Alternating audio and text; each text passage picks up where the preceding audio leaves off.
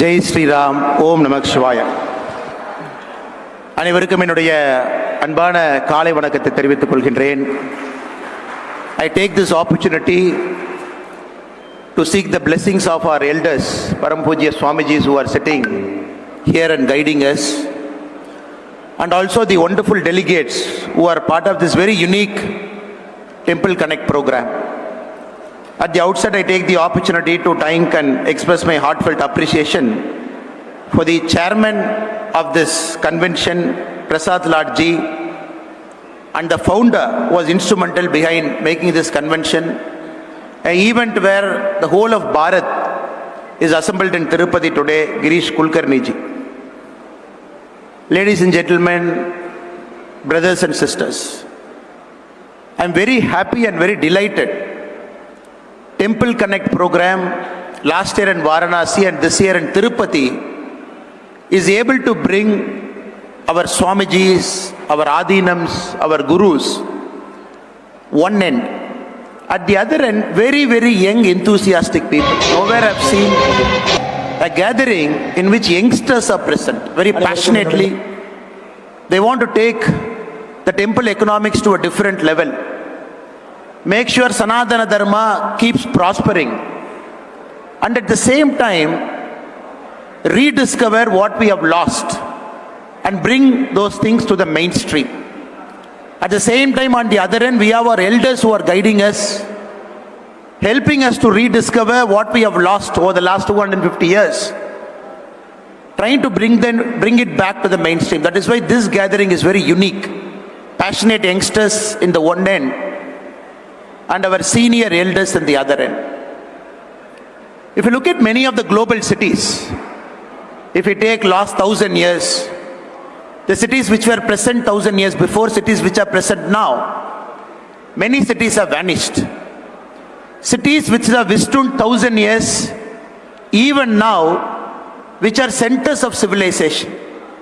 If we take cities like Varanasi, cities like Madurai, cities like Ujjain, cities like Pushkar, if we take some of the cities, very clearly we can find cities which stood withstand the ravages of time, which are standing for the last 1,000 years. Very clearly we can connect all those cities are temple cities.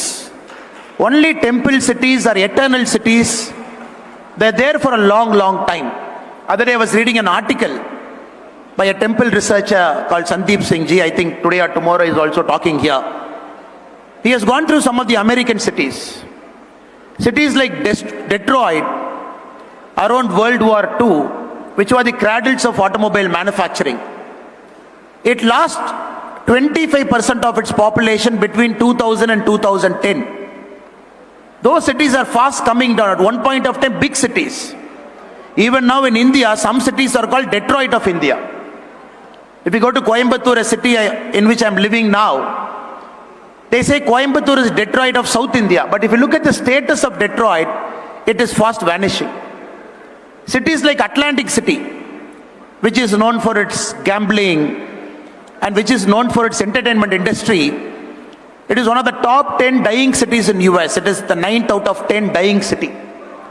So cities which made a name in some sector, some industry, it is all fast going down. But cities which are eternal are our cities in which a temple is a fulcrum of that city. Very clearly from history we can understand. That is why this convention is very important, because we are trying to find a common denominator that is connecting all the temple cities.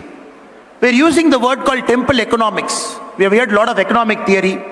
What is the temple economics? How can temple be the fulcrum of generating economic activity around that area, and more importantly, drive Bharat's growth? We are standing in this very, very holy Tirupati. We are all sitting at the feet of Lord Venkateshwara. This is not a very ordinary temple, not a very ordinary city. This temple is alone worth, if Tirupati Devasthanam is listing in the Indian stock market, its valuation will be 2.5 lakh crore. That will be the valuation of the Tirupati temple.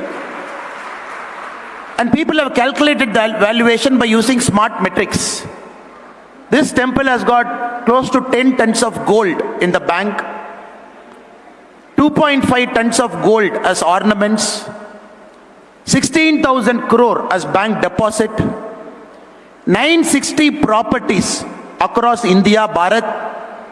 If somebody is doing a smart valuation, it comes to close to 2.5 lakh crore as market cap. To compare Tirupati Devasthanam to some of the large multinational companies in the world, a company like Nestle, a multinational company more than 100 years old, Nestle is around 2,10,000 crore market cap. If you look some of the big oil companies in India like ONGC, it is around 1.6 lakh crore.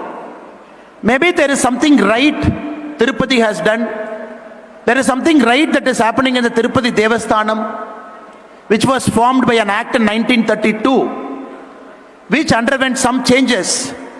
There is a semblance of government control.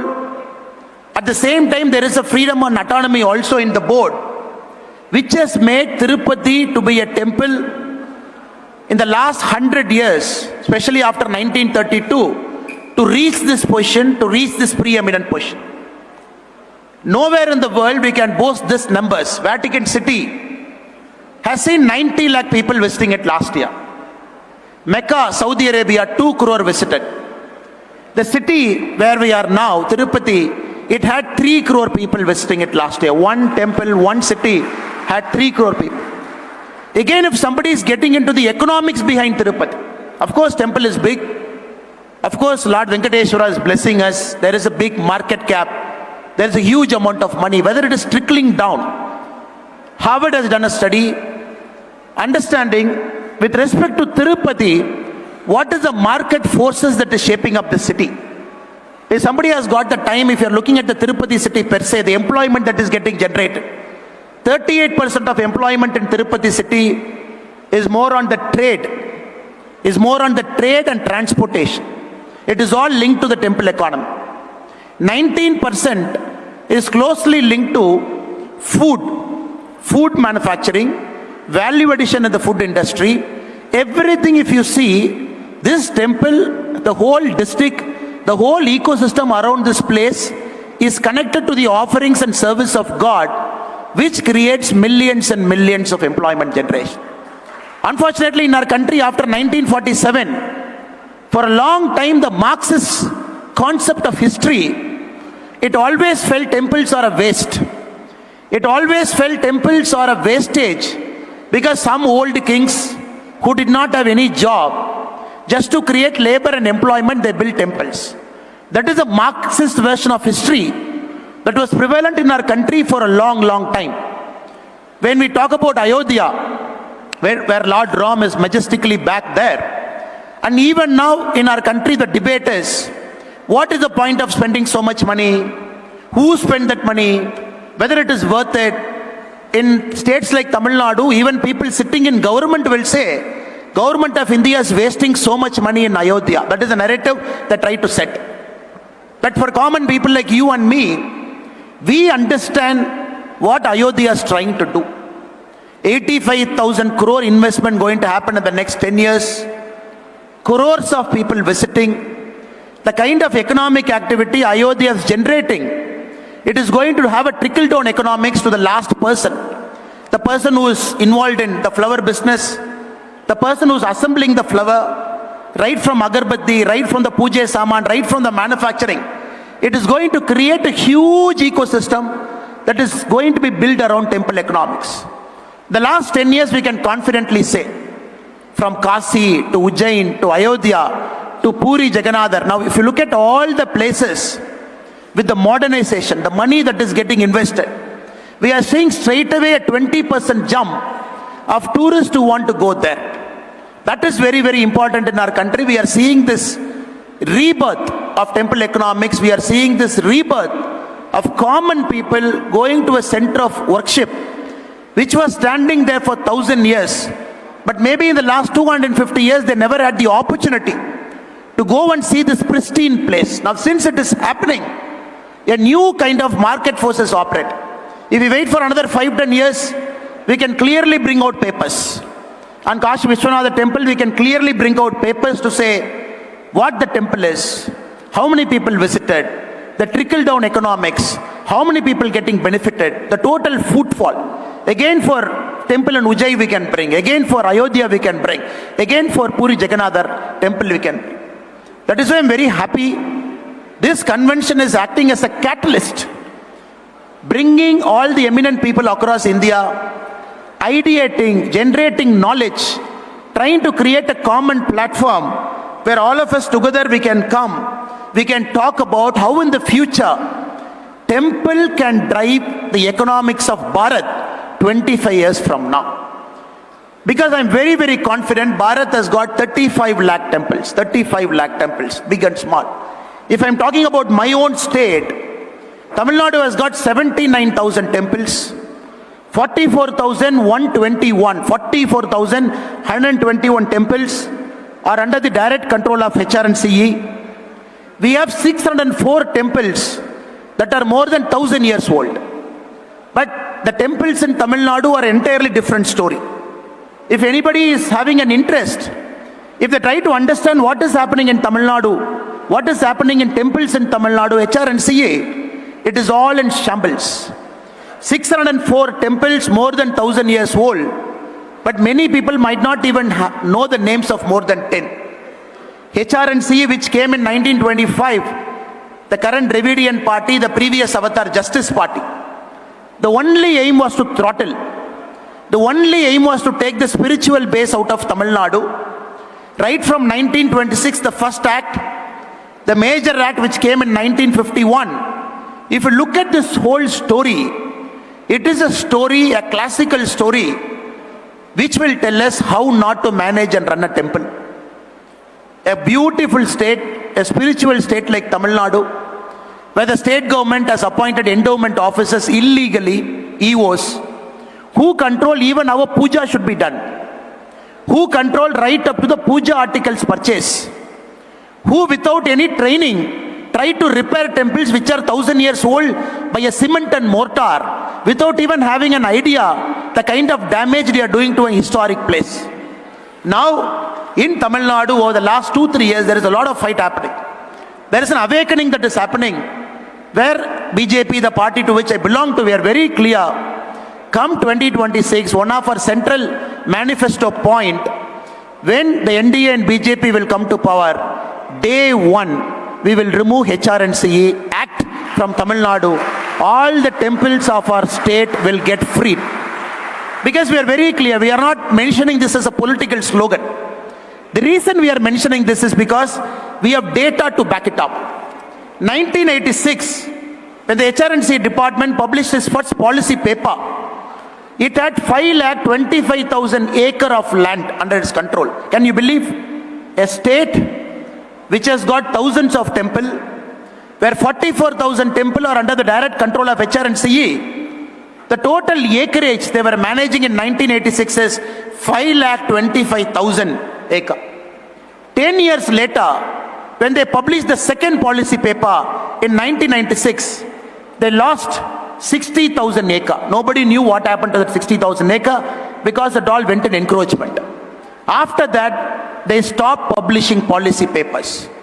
This is a state, this is a temple which officially from 2023 July to 2024 March, for a point of 9 months, total generation, total money that is generated by Tamil Nadu temples is 310 crore. Can somebody believe this? Such a huge temple base, 44,000 temples, direct control of HR&CE, 600 temples more than 1,000 years old. The money they have generated is 310 crore rupee. If I am digging slightly deep, total land holdings now, 4.5 lakh acres, we have lost approximately 1 lakh acres now. Square feet of site managed by temples, 29 crore 14 lakh. Building square feet, 2 lakh 45,000 crore. This is an asset that Tamil Nadu HR&CE manages across all parts of Tamil Nadu. 4.5 lakh acre, 29 crore square feet of site, 2 crore square feet of buildings. If you look at the market rent, If somebody has got a time, they go to that place, they find that building, they put a market rate to it. As per our calculation, every year, bare minimum, they should generate 8,000 crore every year, bare minimum. But unfortunately, politicians have taken control of many of this. 50-year lease, 99-year lease. There are some properties in Tamil Nadu taken by some people, 1 rupee lease for 99 years. It belongs to temple. They've taken it for 1 rupee 99 years. They're just holding it. So that is why the revenue that is shown is just a matter of 300 crore, which is the official document they have published for 9 months. So we are very clear, in the last 20 years, if we put market rate to all the temples mismanaged by the HRNC department in Tamil Nadu, it is close to 95,000 crore of unrealized rent that has happened in Tamil Nadu alone. This could have funded our midday meal schemes for the last 20 years. This is the biggest problem. Now all of us are fighting to make sure the temples of Tamil Nadu realize their pure potential. In the open market, an economics is built around the temple. Madurai Meenakshi Amman temple, there was a controversy. 50 meters from the Meenakshi Amman temple, there is a beef stall. Somebody is cutting a non-vegetarian there. Because it is thoroughly mismanaged. There is no interlinkage connections. The whole ecosystem is not brought in a single place. Only the boundary walls of a temple are managed by an act, but not the areas around the temple which can be regulated. So people don't want to go, no toilets. Even in Thaipusam day, when millions of people march towards Lord Muruga's sacred abode, you will see lakhs of women and children marching in the road, walking with their bare foot to Lord Muruga's temple. We will not find a single toilet. And people have to wait in queues. And people don't even, over a time what happens? People will start losing their faith in God. The problem with Dravidian politics in Tamil Nadu, which they clearly wanted, right from 1926, they felt you start mismanaging temples. You start taking the spiritual angle out of the places where temples are there. Slowly the next generation of people will start losing their faith in Sanatana Dharma. And over a point of time, you can make this state as a so-called secular, the secular word that is defined in most India by the Marxist historians. That is why we are fighting this as a matter of principle. That is why we are very clear, this has to be released from them. If I go one step further, again if you look at HRNC audits, the government spends, HRNC is the only department in Tamil Nadu which refuses to submit itself to CAG. Even after the Madras High Court said the HRNC has to submit itself to the CAG so that we can audit it, a paper can come out, common people like you and me can know what exactly wrong in the temple. As of now, March 2023, there are 1,87,000 audit objections pending from 1986. Audit objections are pending. How they purchased it, where they purchased it, what is the commission, nobody knows. That is why we keep telling the endowment officers are sitting inside Tamil Nadu temples only as commission agents to loot the temple's money, to suck the temple out of the hard-earned pilgrims' revenue. Now if I am going one step further, who gave permission to appoint the endowment officers? Because many a time, many of our Adinams have gone to Supreme Court. In 1951, the Dharmapuram Adinam, Srila Sri Subramaniya Desikya Jnana Sambandha Pandara Sannadi Ayya, he went to Supreme Court stating, it is an Adinam temple, Tamil Nadu government doesn't have any right to appoint an EO. So based on this, in 1965 judgment, Supreme Court has cancelled government control over 45 temples. It said you cannot have an EO. These temples are something like Madurai Meenakshi Amman temple, Srirangam Ranganatha Swami temple, Tiruvannamalai Arunachala Swami temple, Tiruchendur Subramaniya Swami temple. Again, the Tamil Nadu government committed a fraud. In 1965, the same year after the Supreme Court judgment came, they added section 75A, B and C in the act to say, okay, the Supreme Court has given a judgment, we can't immediately come out, we will hold it for one more year, after 1 year the government will come. At the same time, the law says, if there is any fight that is happening in the temple, if anybody can come and give a complaint to HRNC department has got the right to appoint an EO for 5 years. Now, based on this fraud, they keep appointing EOs, and that is why recently when somebody went to the court to ask for the appointment letters of all the executive officers in Tamil Nadu, HRNC says we have 600 EO. They couldn't produce appointment letters for 450 executive officers.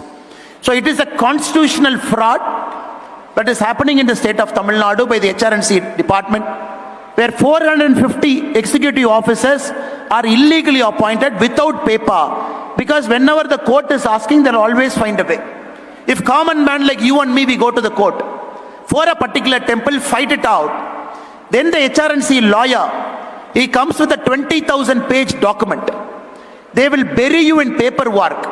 A common man, a temple administrator, a private temple guy, an adinam has to fight it again and again and again. It will drag for 1, 2, 3, 4, 5, 6, 10 years.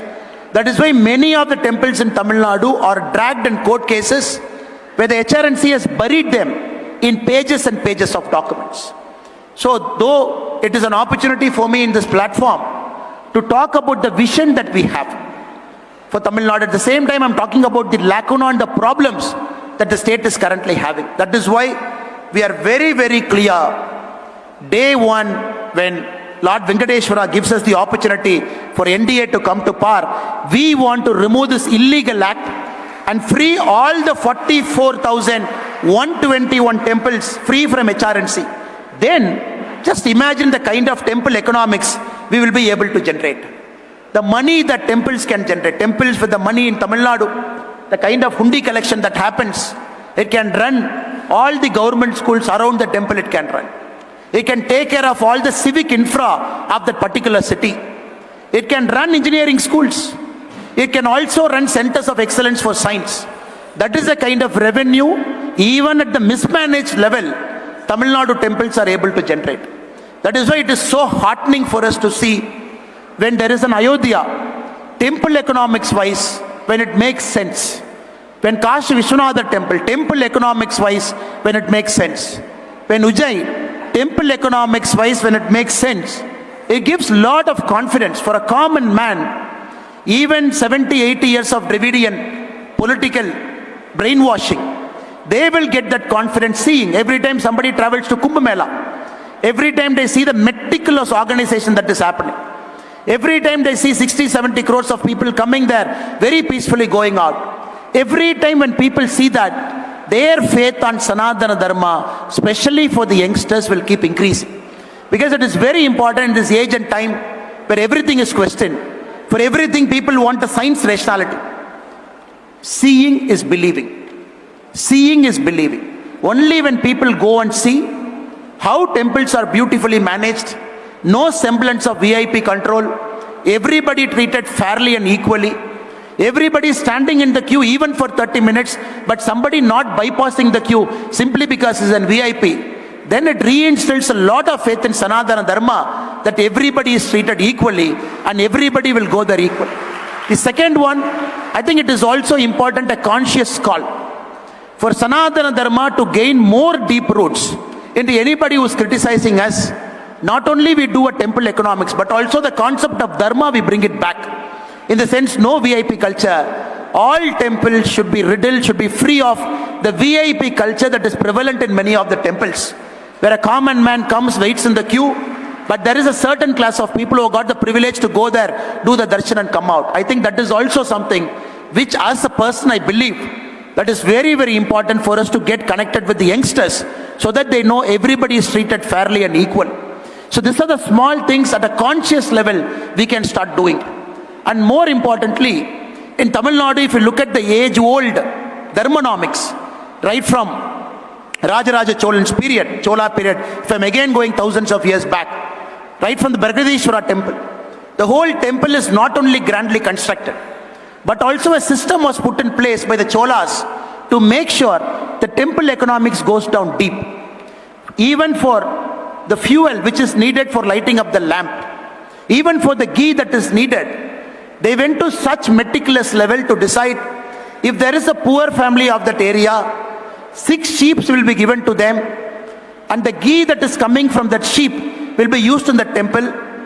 And once the sheep gives birth to their offspring, they have gone to that detailing to say, when somebody, after achieving 6 sheep, should gift the 7th sheep to another guy who doesn't have a sheep. To that level of detailing in Tanjavur Bragadishwara temple, if somebody has got the time to decipher the inscriptions, they have mentioned. Even for destitute women, there are clear rules written 1000 years back in our Dharmanomics, who should take care. A married woman without children, temple should take care. A person who is differently able, temple should take care. To that level of detailing, temples were acting as a centers of dharma, a bridge between the privileged and not so privileged. That point of time, we didn't have a law. It is all inscribed in stone, so that none of us can deviate from what is there.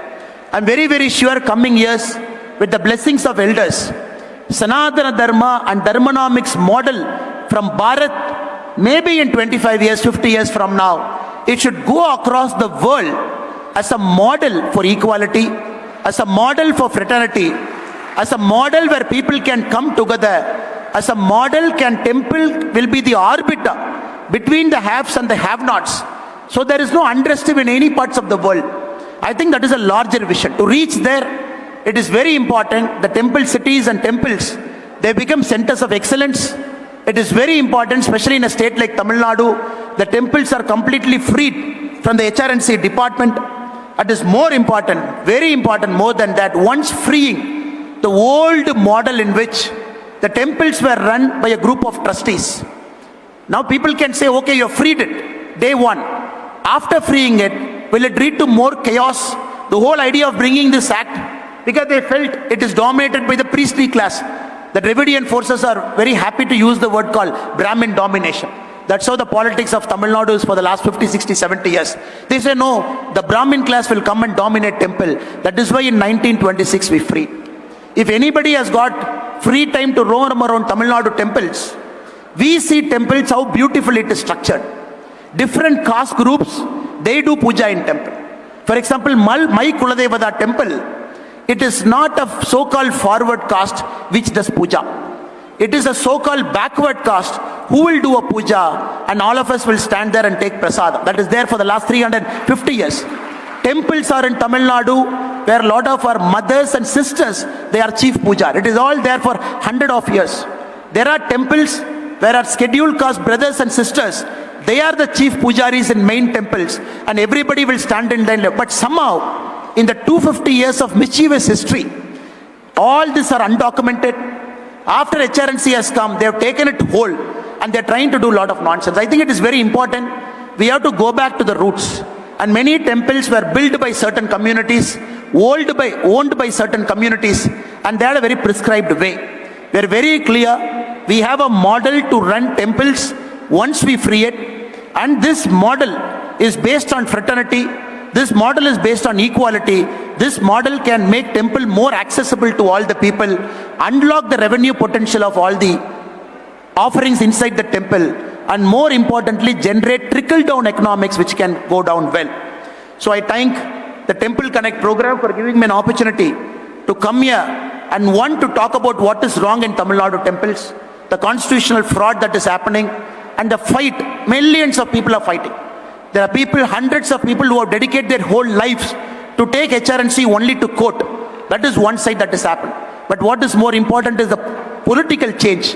The people giving their verdict to a political party to come and usher in this change. That is one part. And second, the temple economy that is happening in our country, that is creating a model for other temples to emulate. That is one part. A famous temple like here, TDD, which is a beacon of hope. A temple that is well managed, 2.5 lakh crore asset that we are looking. And coming years, more people will start going to temples. We will only see increasing number of people going. That number is not going to come down. We are seeing 20% year on increase where temples are well maintained. That is the only way, I believe, of uniting Bharat, not by giving fancy speeches by politicians. One temple starts opening up, people starts visiting a temple. A South Indian visiting Kashi, South Indian visiting Ayodhya, somebody from the northern part, Uttarakhand, visiting Rameshwaran temple, somebody visiting Meenakshi, somebody visiting Palani, somebody visiting all the temple. That is how always Bharat was built. People visiting temples, people forgot their language, people didn't know the difference between them. Once we start doing it and reconnecting it back, Bharat will always be connected, and I'm very sure God will give all of us an opportunity to be a part of this massive process in the future. I again take the opportunity of the organizers who are sitting here for giving me an opportunity to come and present here some humble viewpoints. I'm very, very aware this is a stage where a lot of people are doing massive work. A lot of people have done massive work. They're coming here and speaking. A small man like me who has got a vision with a team to keep bringing this changes. I also got this opportunity to present my viewpoint. I thank all of you for giving me that opportunity and for your patient listening. Thank you so much. Jai Bharat.